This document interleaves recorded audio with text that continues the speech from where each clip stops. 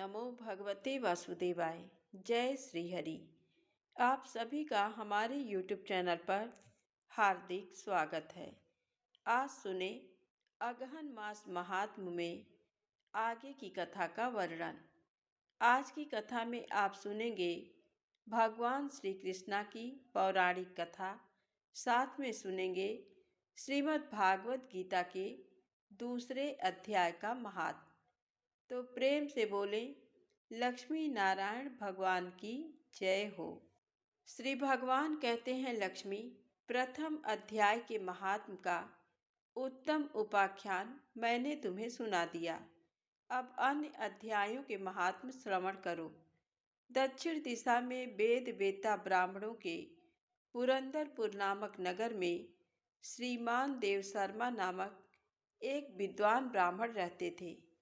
वे अतिथियों के पूजक, स्वाध्यायशील, वेद शास्त्रों के विशेषज्ञ, वहाँ का अनुष्ठान करने वाले और तपस्वियों के सदा ही प्रिय थे।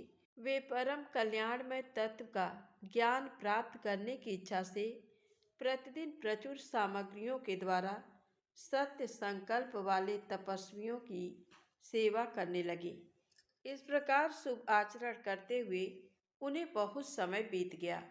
तदनंतर एक दिन पृथ्वी पर उनके समक्ष एक त्यागी महात्मा प्रकट हुए। वे पूर्ण अनुभवी, आकांक्षा रहित, नासिका के अग्रभाग पर दृष्टि रखने वाले तथा शांत चित्त थे। निरंतर परमात्मा के चिंतन में संलग्न हो वे सदा आनंद विभोर रहते थे। देव शर्मा ने उन नित्य संतुष्ट तपस्वी को शुद्ध भाव से प्रणाम किया और पूछा, महात्मन, मुझे शांतिमयी स्थिति कैसे प्राप्त होगी?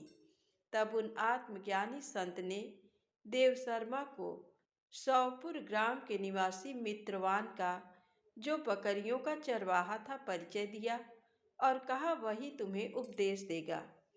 ये सुनकर देव शर्मा ने महात्मा के चरणों की वंदना की और समृद्धिशाली सौपुर ग्राम में पहुंचकर उसके उत्तर भाग में एक विशाल वन देखा। उसी वन में नदी के किनारे एक शिला पर मित्रवान बैठा था। उसके नेत्र आनंदातिरेक से निश्चल हो रहे थे। वह अपलक दृष्टि से देख रहा था। वह स्थान आपस का स्वाभाविक वैर छोड़कर एकत्रित हुए परस्पर विरोधी जंतुओं से घिरा था। वहाँ उद्यान में मंद मंद वायु चल रही थी और मित्रवान दया भरी हुई, आनंदमयी, मनोहारिणी दृष्टि से पृथ्वी पर मानो अमृत छिड़क रहा था। इस रूप में उसे देखकर देव शर्मा का मन प्रसन्न हो गया। वे उत्सुक होकर बड़ी विनय के साथ मित्रवान के पास गए। मित्रवान ने भी अपने मस्तक को किंचित नवाकर देव शर्मा का सत्कार किया।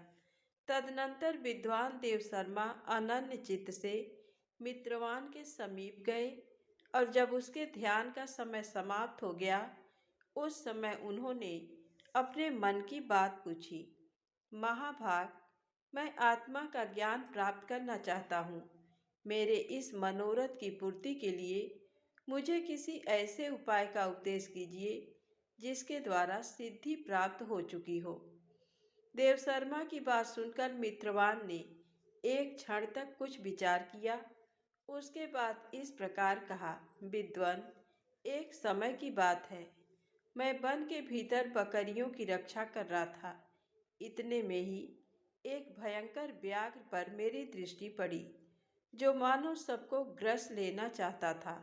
मैं मृत्यु से डरता था, इसलिए व्याघ्र को आते देख बकरियों के झुंड को आगे करके वहां से भाग चला।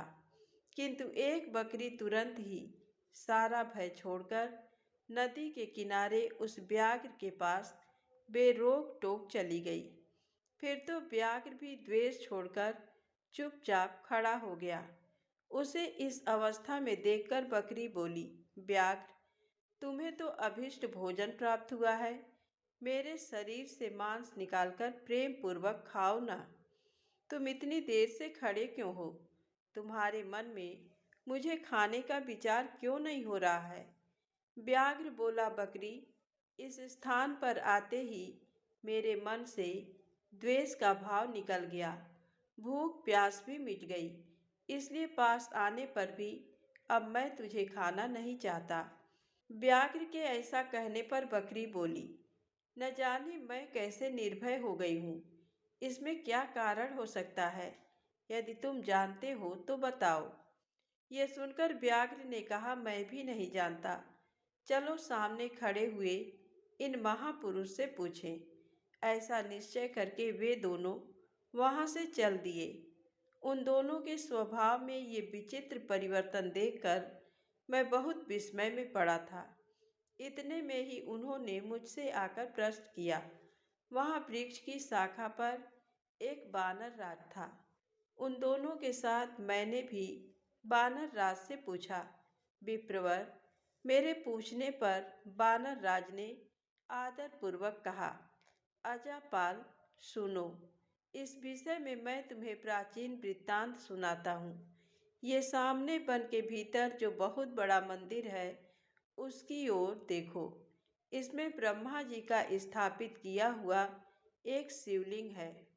पूर्व काल में यहाँ सुकर्मा नाम का एक बुद्धिमान महात्मा रहते थे, जो तपस्या में संलग्न होकर इस मंदिर में उपासना करते थे। वे वन में से फूलों का संग्रह कर लाते और नदी के जल से पूजनीय भगवान शंकर को स्नान कराकर उन्हीं से उनकी पूजा किया करते थे। इस प्रकार आराधना का कार्य करते हुए सुकर्मा यहाँ निवास करते थे। बहुत समय के बाद उनके समीप किसी अतिथि का आगमन हुआ। सुकर्मा ने भोजन के लिए फल लाकर अतिथि को अर्पण किया और कहा, विद्वान, मैं केवल तत्व ज्ञान की इच्छा से भगवान शंकर की आराधना करता हूँ। आज इस आराधना का फल परिपक्व होकर मुझे मिल गया, क्योंकि इस समय आप जैसे महापुरुष ने मुझ पर अनुग्रह किया है। सुकर्मा के ये मधुर वचन सुनकर तपस्या के धनी महात्मा अतिथि को बड़ी प्रसन्नता हुई। उन्होंने एक शिलाखंड पर गीता का दूसरा अध्याय लिख दिया और ब्राह्मण को उसके पाठ एवं अभ्यास के लिए आज्ञा देते हुए कहा, ब्राह्मण, इससे तुम्हारा आत्मज्ञान संबंधी मनोरथ अपने आप सफल हो जाएगा।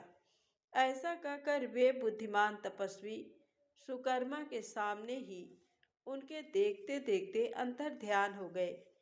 सुकर्मा विस्मित होकर उनके आदेश के अनुसार निरंतर गीता के द्वितीय अध्याय का अभ्यास करने लगे। तदनंतर दीर्घकाल के पश्चात अंतःकरण शुद्ध होकर उन्हें आत्मज्ञान की प्राप्ति हुई। फिर वे जहाँ जहाँ गए वहाँ वहाँ का तपोवन शांत हो गया। उनमें शीत, उष्ण और राग द्वेष आदि की बाधाएं दूर हो गई। इतना ही नहीं, उन स्थानों में भूख प्यास का कष्ट भी जाता रहा तथा भय का सर्वथा अभाव हो गया। ये सब द्वितीय अध्याय का जप करने वाले सुकर्मा ब्राह्मण की तपस्या का ही प्रभाव समझो। मित्रवान कहता है, बानर राज के यूं कहने पर मैं प्रसन्नतापूर्वक बकरी और व्याघ्र के साथ उस मंदिर की ओर गया। वहां जाकर शिलाखंड पर लिखे हुए गीता के द्वितीय अध्याय को मैंने देखा और पढ़ा। उसी की आवृत्ति करने से मैंने तपस्या का पार पा लिया। अतः भद्र पुरुष, तुम भी सदा द्वितीय अध्याय की ही आवृत्ति किया करो। ऐसा करने पर मुक्ति तुमसे दूर नहीं रहेगी।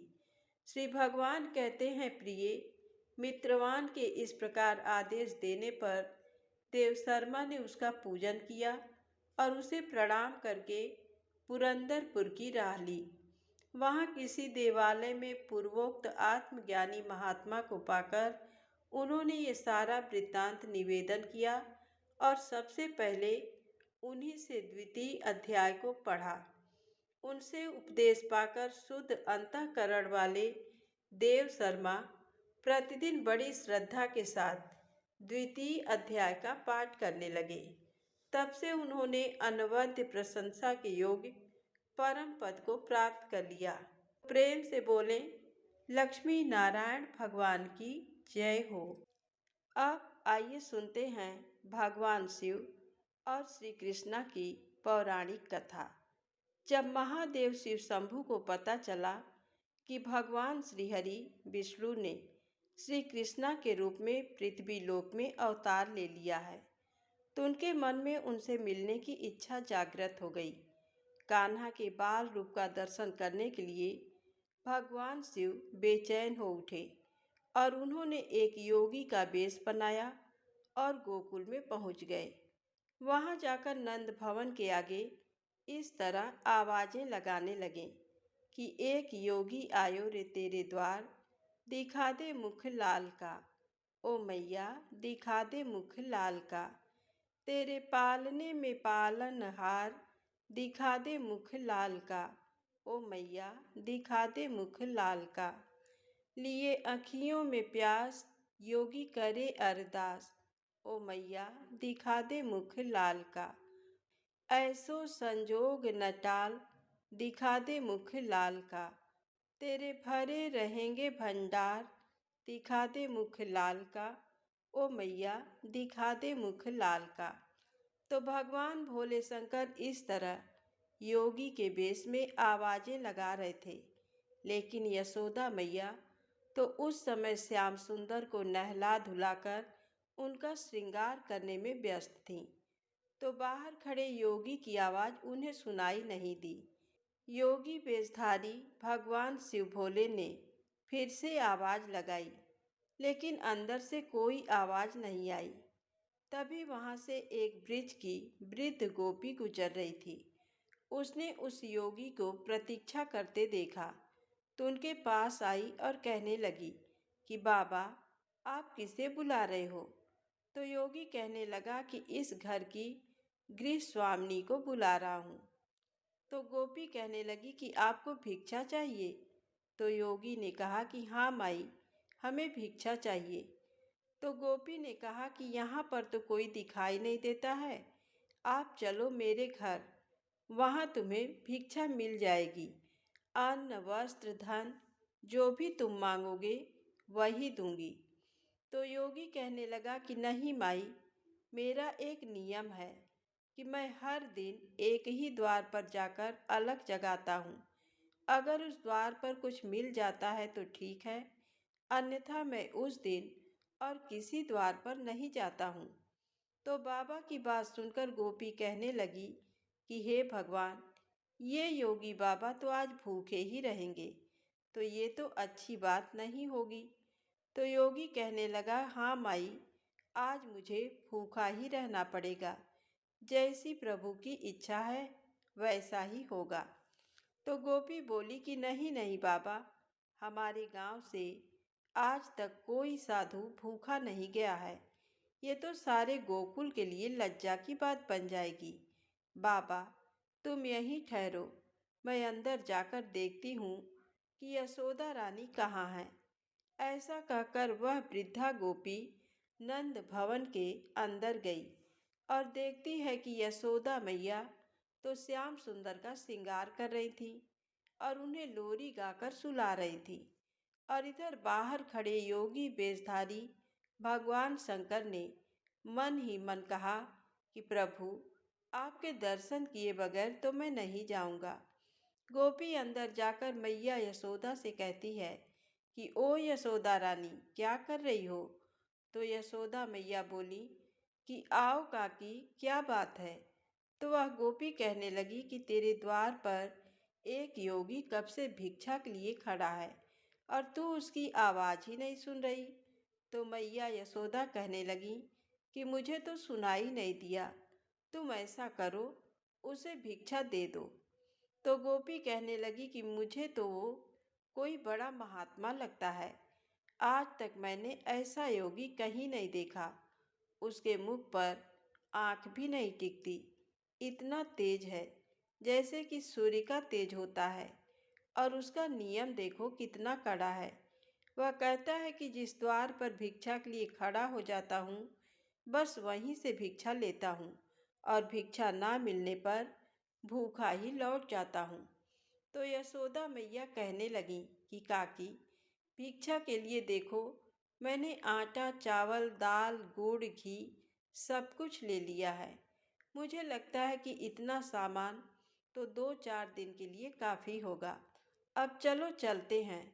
तो गोपी कहने लगी कि बेटा, दक्षिणा के लिए भी कुछ ले लो।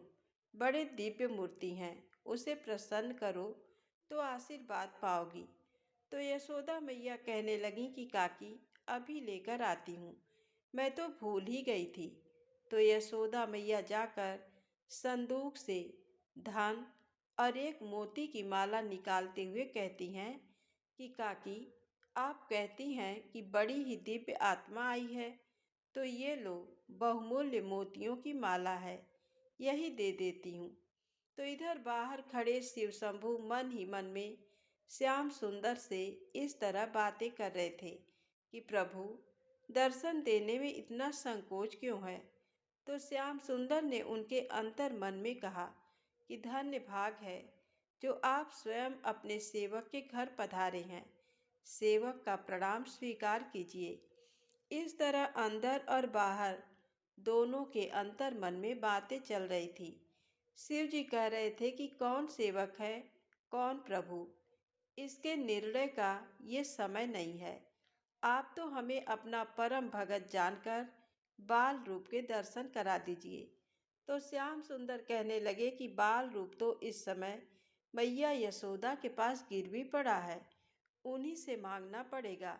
मेरी मैया तुम्हारे पास ही आ रही है।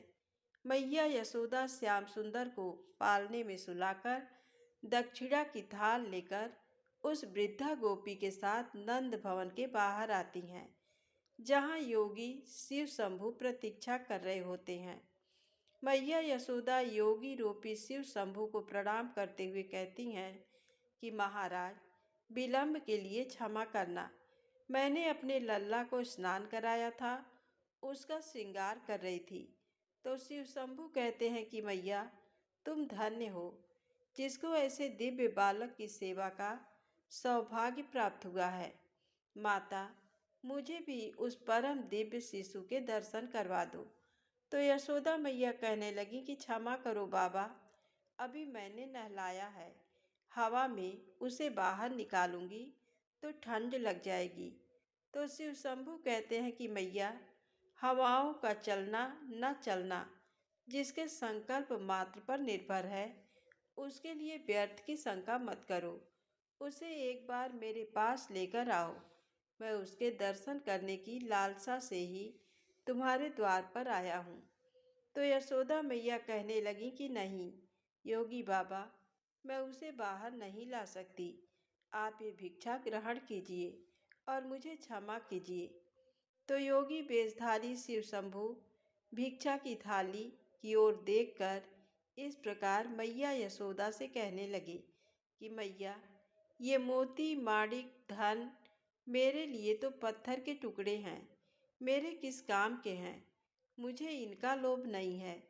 चाहो तो ऐसे हीरे मोती मानक मुझसे ले लो, पर मुझे मेरे लल्ला के दर्शन करवा दो, वही हमारी भिक्षा है। फिर योगी वेशधारी शंकर ने अपने कमंडल से हीरे मोती निकालकर मैया यशोदा की भिक्षा की थाली में रख दिए, जिसे देखकर यशोदा मैया बहुत ही हैरान हुई और चिंतित भी हो गई। वृद्ध गोपी से कहने लगी कि काकी, ये कोई असली साधु नहीं है, मुझे तो लगता है कि कोई मायावी है। तो वृद्ध गोपी चुपचाप खड़ी यशोदा मैया का करुण चेहरा देखती रही।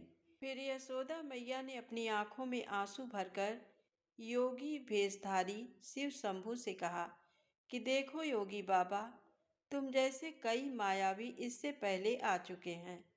सभी इसी प्रकार चिकनी चुपड़ी बातें करते हैं कि तेरा लाल तो बड़ा दिव्य बालक है, उसका दर्शन करा दे, उसे मेरी गोद में दे दे।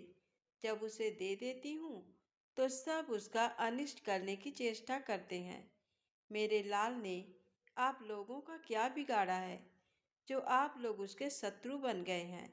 इस तरह कहते हुए कड़े शब्दों में यशोदा मैया ने कहा कि भिक्षा चाहिए तो लीजिए, अन्यथा अपने स्थान को पधारिए, पर मैं अपने लल्ला को बाहर नहीं लाऊंगी।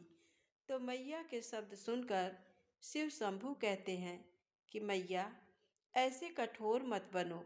मैं बहुत दूर कैलाश पर्वत से आया हूँ। मैया यशोदा फिर कठोर शब्दों में कहती हैं कि कैलाश में थे तो वहाँ भगवान शिव के साक्षात दर्शन कर लेते, यहाँ क्यों आए हो?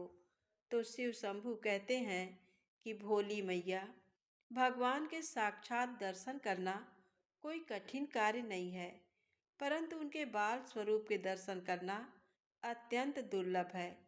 उसी की लालसा से मैं तेरे द्वार पर आया हूँ। कई युगों के पश्चात ही ये दर्शन मिलते हैं। तो यशोदा मैया कहती हैं कि नहीं नहीं योगी बाबा, मुझे क्षमा कर दो। मैं मेरे बच्चे को बाहर नहीं लाऊंगी। मेरे पति की आज्ञा है कि किसी अनजान व्यक्ति के सामने अपने लल्ला को मत लेकर जाना। तो मैया यशोदा को इस प्रकार फैसले पर अडिग देखकर भगवान श्याम सुंदर ने पूर्णमासी बुआ को वहां भेज दिया, जहां ये वाद विवाद चल रहा था। पूर्णमासी बुआ स्वयं भगवती योग माया थी, जो भगवान के जन्म से पूर्व ही गोकुल में आ गई थी। जैसे ही पूर्णमासी बुआ वहां पर पहुंची तो कहने लगी कि यशोदा, ये अनजान व्यक्ति नहीं है, मैं तो इन्हें अच्छी तरह से जानती हूँ। मैंने तुम्हें कहा था ना, गोकुल में आने से पहले मैं काशी में रहती थी, वहीं इनके दर्शन किए। ये सचमुच परम दिव्य शक्ति हैं, शक्तिपति हैं। ऐसा कहते हुए पूर्णमासी बुआ आंखों में आंसुओं की धार लिए भगवान शिव के चरणों में अपना शीश रखकर उन्हें प्रणाम करती हैं और उठकर मैया यशोदा से कहती हैं कि यशोदा, इन्हें लल्ला के दर्शन करा दे। यशोदा रानी, इन्हें लल्ला के दर्शन करा दे। इनका आशीर्वाद पाकर तेरा लल्ला भी बड़ा प्रसन्न हो जाएगा। तो यशोदा मैया हैरान होकर पूर्णमासी बुआ से कहती हैं कि बुआ, क्या तुम सच कह रही हो? तुम सच में इन्हें जानती हो? तो बुआ कहने लगी कि हाँ रे यशोदा, मैं इन्हें सच में जानती हूँ। ये तो तेरा सौभाग्य है जो तेरे लल्ला का प्रेम इन्हें तेरे द्वार तक ले आया है। तो यशोदा मैया कहने लगी कि बुआ, इनकी वेशभूषा तो देखिए, लंबी लंबी जटा, बदन में भभूति और गले में सर्पों की माला लगाए हुए मेरा लल्ला तो इन्हें देखकर डर जाएगा। ना बाबा ना, मैं मेरे लल्ला को बाहर नहीं लाऊंगी। बेचारी भोली भाली मैया को क्या पता था कि उनके द्वार पर स्वयं भगवान सदाशिव पधारे हैं।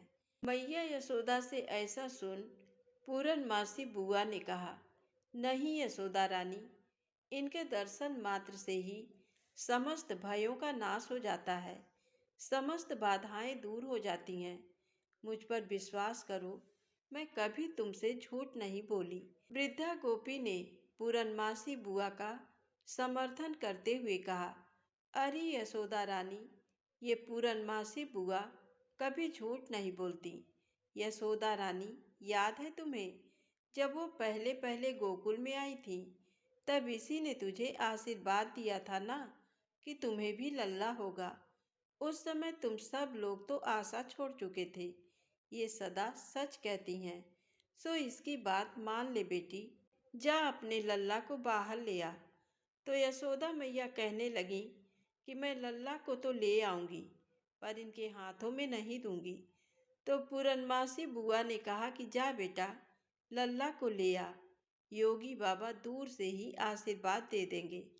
तो यशोदा मैया नंद भवन के अंदर जाती हैं और श्याम सुंदर को लेकर अपनी गोद में उठाकर कहती हैं कि अरे वो लल्ला, चल कोई तेरे दर्शन के लिए आया है। ये कहकर यशोदा मैया श्याम सुंदर को बाहर ले आती हैं, जिसे देख योगी वेशधारी शिव शंभु प्रेम से गदगद हो उठते हैं। श्याम सुंदर के बाल स्वरूप को टकटकी लगाए निहारते रहते हैं, जैसे पूर्णिमा की रात को चकोर चांद को टकटकी लगाए निहारता है। तो यशोदा मैया कहती हैं कि लो योगी बाबा, लल्ला को देख लो और आशीर्वाद दे दो। तो भगवान शिव शंभु अपने प्रिय श्याम सुंदर के इस बाल स्वरूप को देखकर उन्हें नमस्कार करते हैं और श्याम सुंदर भी चेहरे पर मधुर मुस्कान लाकर उन्हें देखते रहते हैं। और फिर शिव शंभु मैया यशोदा से कहते हैं कि मैया, आज्ञा हो तो इनके चरणों में अपना मस्तक रख लूं। मैया यशोदा कहती हैं, नहीं नहीं, मैं मेरे लल्ला को छूने नहीं दूंगी। फिर पूरनमासी बुआ योगी बेशधारी शिव शंभु से कहती हैं, पहले अपनी चरण रज तो दीजिए। ऐसा कह पूरनमासी बुआ शिव शंभु की चरण रज लेकर लल्ला श्याम सुंदर के ललाट पर लगा देती हैं। शिव शंभु की चरण रज श्याम सुंदर के ललाट में पड़ते ही श्याम सुंदर मन ही मन में शिव शंभु से कहते हैं, धन्यवाद प्रभु, कोटि कोटि धन्यवाद। अंतर्यामी भगवान शिव श्याम सुंदर की मन की बात को सुनकर इस प्रकार कहते हैं, ये कहाँ का न्याय है स्वामी कि हम इतनी दूर से आकर भी आपके बाल रूप का आलिंगन भी ना कर सके। जिन श्री चरणों से निकली पवित्र गंगा को हम अपने शीश पर धारण करते हैं, उन श्री चरणों को एक बार तो छू लेने दीजिए प्रभु। और फिर भगवान शिव शंभु अपने ही शरीर के एक अदृश्य प्रतिबिंब से श्री श्याम सुंदर के चरणों का स्पर्श करते हैं और उनकी स्तुति पुरुष सूक्त से करते हैं, जो कि भगवान श्री श्याम सुंदर को अति प्रिय है। उसके बाद योगी बेशधारी शिव शंभु मैया यशोदा से झूम झूम के नाच नाच कर कहते हैं, युग युग जिए तेरो लल्ला ओ मैया, युग युग जिए तेरो लल्ला। मेरे नैना भये रे निहाल, निरख मुख लाल का। प्यासी आँखियाँ हुई रे निहाल, निरख मुख लाल का। फिर मैया यशोदा कहती हैं, योगी बाबा अपनी भिक्षा तो लेते जाइए। महादेव शिव शंभु ने झूमते हुए गाते हुए कहा, रख ले हीरे मोती तेरे, ये पत्थर किस काम के मेरे। योगी हो गया माला माल, निरख मुख लाल का। मैं तो हो गया माला माल, निरख मुख लाल का। ऐसा कहते ही योगी बेशधारी शिव शंभु वहाँ से अंतर ध्यान हो जाते हैं। ऐसा अनुपम दृश्य देख स्वर्गलोक से समस्त देवी देवता प्रसन्न हो पुष्प की वर्षा करने लगते हैं। तो प्रेम से बोले, बाल गोपाल की जय हो, शंकर भगवान की जय हो।